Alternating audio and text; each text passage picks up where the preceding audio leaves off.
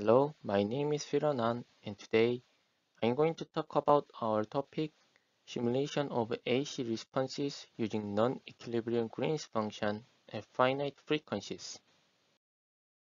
Introduction. First, non-equilibrium Green's function is one of the standard transport simulation methods, especially for evaluating the nanoscaled transistors. NEGF is nowadays widely adopted, as you can see in the right figure. It is a figure on the usage of a certain NEGF simulation tool in NanoHub. You can find that the tool is used worldwide. Moreover, there are more NEGF tools which can be easily found in the site. However, most of these NEGF simulations have been only used to cover the DC simulation. In contrast, as we all know, TCAD tools are already fully capable of transient and AC simulations. Besides, BT solvers have also become capable of the transient and AC simulation to the electron devices. Even though AC NEGF theory has already been well established in physics journals, it is hard to find that the theory is applied to conventional electron devices. For this reason, we are going to show the AC NEGF simulation to a nanosfet in this work. The equations of DC NEGF are represented below. The retarded Green's function can be calculated using Hamiltonian and retarded self-energy functions. As the retarded Green's function is calculated, the lesser Green's function can be also obtained using the equation. Lesser self-energy function to calculate lesser Green's function can be easily given from the retarded self-energy function. Finally, we can calculate electron density, which will be used in the Poisson solver. The Poisson equation is written below, and by solving iteratively with the DC NEGF, the self-constant solution can be given. For the implementation of AC simulation, the equations are linearized and used to evaluate the relation between small signal quantities. AC NEGF equations are introduced below. For the AC calculation, we should assume that the DC results are already given. Also, the ballistic transport is understood, and since that, the self-energy terms related to scattering do not participate in the calculation. A small signal with frequency omega and amplitude Vamp is applied to a contact. Total retarded Green's function can be written as the sum of DC retarded Green's function and AC retarded Green's function. The AC retarded and advanced Green's function equations are shown below. It should be noted that most of the equations can be obtained from DC Green's functions, but some of using terms are given from the different energy state. AC retarded self-energy function also can be calculated from DC retarded self-energy function. AC lesser Green's function equation is quite long, but can be obtained easily with the terms obtained from previous slides. AC lesser self-energy function is also given from DC lesser self-energy function as we did in retarded one. With these terms, we can calculate AC electron density, which is used in the AC Poisson equation to obtain a self-constant solution. The equation for particle current calculation is shown. This equation also looks very complicated, but it can be calculated by just placing the terms in the right position. When the displacement current is calculated, the terminal AC current can be given by summing these two types of currents at each terminal. However, it should be noted that the total current obtained from summing all the terminal AC current should be zero. It means that the current conservation must be satisfied. For the implementation, our in-house simulator G device is used. As you can see, it has its own grammar, and the figures below are results of a previous research using this tool. Result. Before the AC NGF simulation, the DC NGF simulation should be performed. The verification of our tool is presented by comparing it with a certain tool in NanoHub. A nanosheet with a squared-shaped cross-section is used for the verification.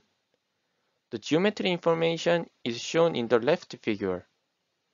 The result came out quite reasonable and showed good consistency, but matching the result exactly the same was impossible due to parameter difference that cannot be fully covered.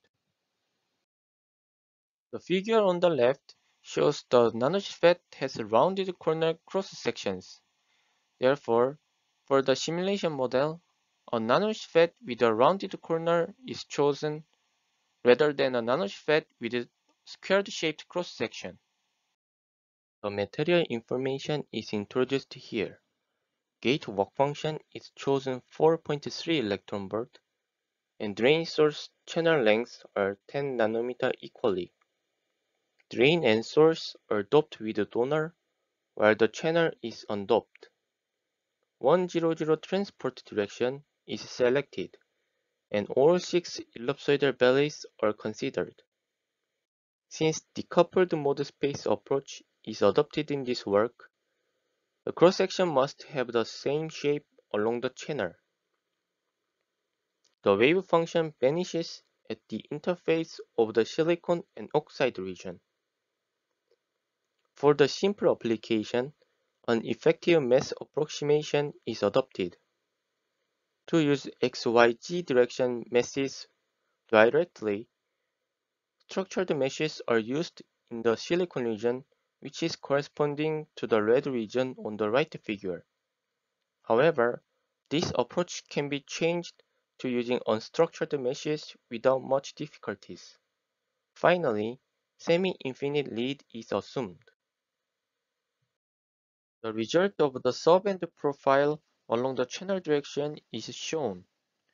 As you can see, the transport direction valley, which corresponding to the x direction, has the highest subband energy. On the other hand, the 001 direction valley, corresponding to the z direction, has the lowest subband energy. The reason is that the length along the z direction is shorter than the one along the 010 direction, corresponding to the y direction. The DC input and output curves are shown below. The threshold voltage can be estimated using the input curve.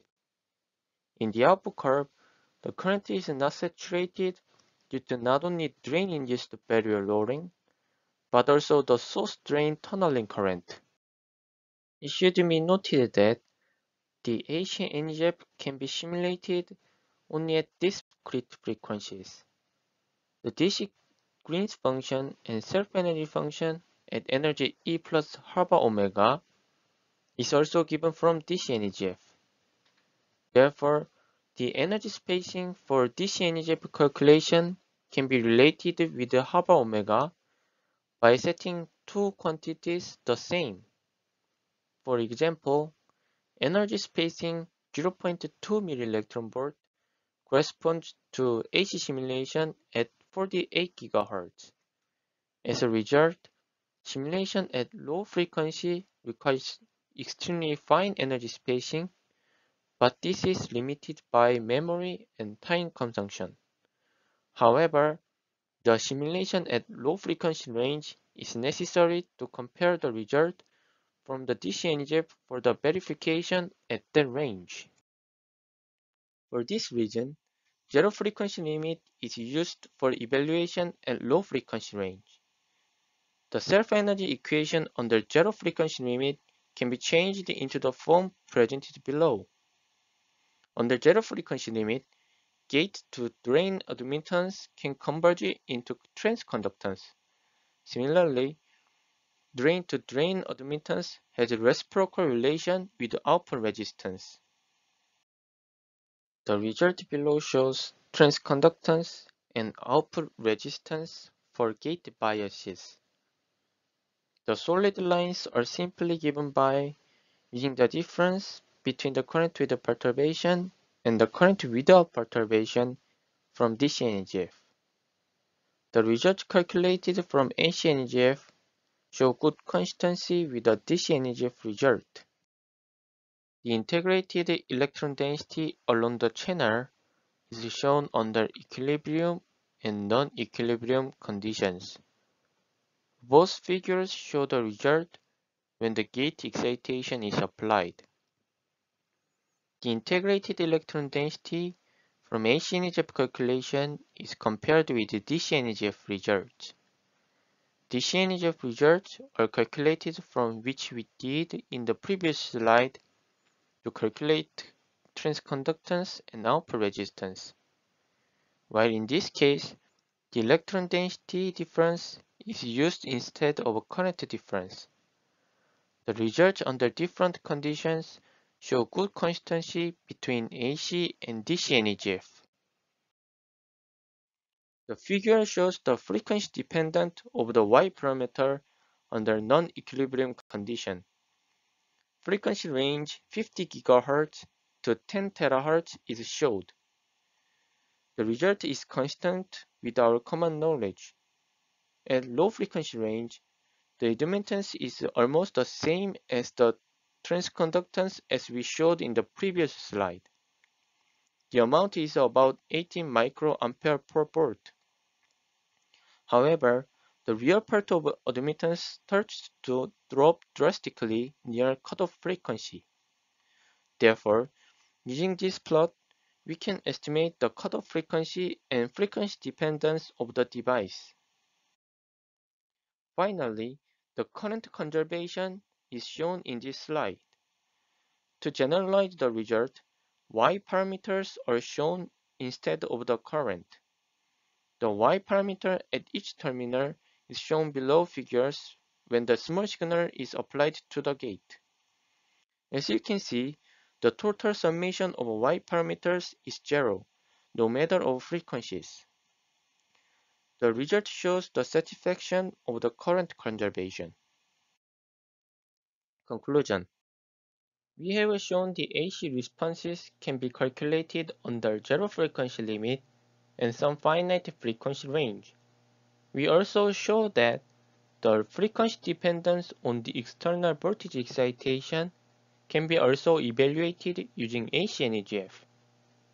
We showed the result with the Y parameter instead of the AC terminal current and showed that the result satisfies the current conservation. However, the method should be extended to coupled mode space approach to evaluate more general devices that the decoupled mode space approach cannot cover. For example, a device that has different cross-sections along the channel cannot be evaluated using the decoupled mode space approach. Moreover, since the scattering does not participate in this work, particular characteristics of the nanoscaled device were hard to show. If we can go beyond those limitations, it is expected that particular AC responses of the quantum transport will appear in the terahertz range. This is acknowledgement. Thank you.